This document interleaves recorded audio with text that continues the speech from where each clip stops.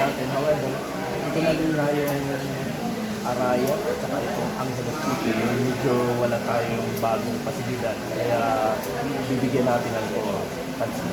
Sir, mostly ano mga Ito lang po ng konti. Konti lang po. As usual, 70% po ng ating PBL are involved in drug-related cases. How sudden is this, sir? Parang, despite ng mga ano natin, programs and efforts to combat drugs, still, Yes, ito'y dahil sa problema natin pinakarap sa community.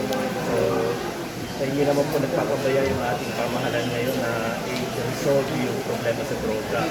Kaya kami naman po, kapag pinasok sa kulungan yung ating mga kababayan, ay nakahanda po kami para magbigay ng programa para ma-rehabilitate sila.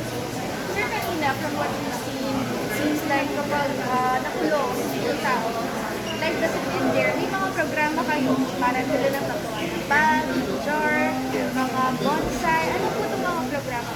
Ito mga livelihood programs, habang sila'y nakakulong at naghihintay ng kanilang hearing sa korte, bibigyan natin ng mga worthwhile activities na kung saan mag-earn sila at nakakapag-exercise pa sila ng kanilang kakayahan bilang tao.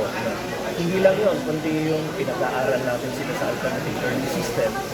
Yung mga hindi nakapagtapos ng elementarya, sekundarya, ay nag-coordinate tayo sa DepEd, sa senior high school and junior high school. And after that, meron tayong bago ngayon, yung